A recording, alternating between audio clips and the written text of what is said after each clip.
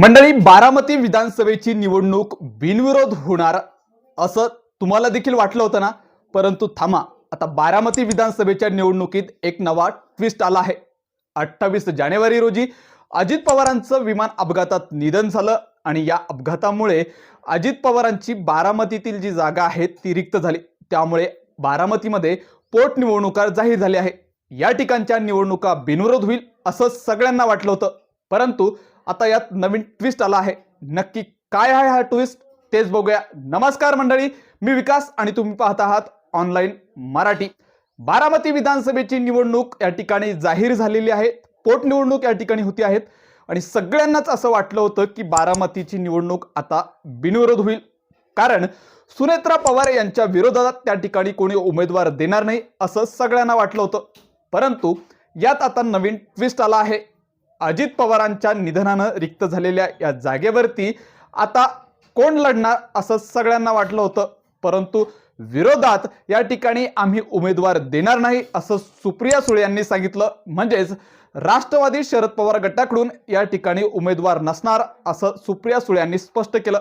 यानंतर या ठिकाणची निवडणूक जवळपास बिनविरोधच होईल असं स्पष्ट झालं होतं। असं असतानाच लक्ष्मण हाकेंनी या ठिकाणी डाव ठोकला आणि या ठिकाणची निवडणूक आम्ही लढवणार असं लक्ष्मण हाके म्हणत होते।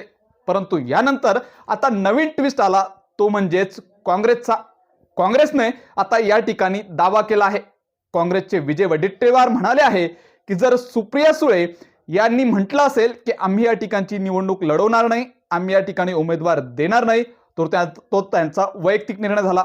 परंतु महाविकास आघाडी या ठिकाणी निवडणूक लढवणार नाही। महाविकास आघाडीकडून बारामतीत सुप्रिया सुळे यांच्याकडून असं म्हटलं गेलं की बारामतीमध्ये सुनेत्रा पवार यांच्या विरोधात उमेदवार देण्याची महाविकास आघाडीची मानसिकता दिसत नाही असं सुप्रिया सुळे म्हणाल्या।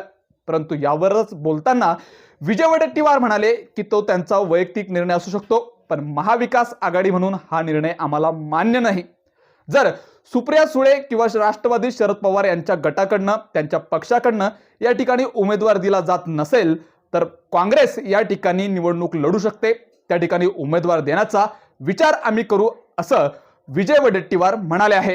त्यामुळेच बारामतीत सुनेत्रा पवार यांच्या विरोधात लढण्यासाठी काँग्रेस विचार करणार आहेत। या ठिकाणी उमेदवार देण्याबाबत आम्ही विचार करू असं विजय वडेट्टीवार म्हणाल्याने आता बारामती विधानसभेच्या पोटनिवडणुकीत रंगत निर्माण झाली आहे। एकीकडे राष्ट्रवादीकडनं सुनेत्रा पवार या उमेदवार असणार आहेत, तर विरोधात आता या ठिकाणी तिरंगी लढत होण्याची चिन्ह दिसत आहे। एकीकडे सुनेत्रा पवार यांच्या विरोधात आता काँग्रेस मैदानात उतरणार का हे पाहणं देखील तितकंच महत्त्वाचं ठरणार आहे। अजित पवारांच्या निधनानंतर बारामतीची पोटनिवडणूक ही बिनविरोध होईल, कारण त्या ठिकाणी सहानुभूती ही जी आहे ती पवार कुटुंबाच्या बाजूने असेल असं सांगितलं जात होतं। परंतु असं असतानाच काँग्रेसने या ठिकाणी लढण्याचे चिन्ह या ठिकाणी निर्माण केलेले आहेत, त्याची इच्छा व्यक्त केलेली आहे। त्यामुळे आता काँग्रेस या ठिकाणी उमेदवार देणार का हे पाहणं आगामी काळात तितकंच महत्त्वाचं ठरणार आहे।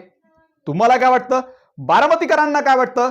यावेळेस या ठिकाणी कोण बाजी मारणार आणि अजित पवारांच्या नंतर आता पहिल्यांदाच दुसरं कोणीतरी या जागेवरती लढत आहे, त्यामुळे ही जागा कोण पटकावणार ते कमेंट करून नक्की सांगा आणि अशाच व्हिडिओसाठी आपल्या चॅनलला सबस्क्राइब नक्की करा।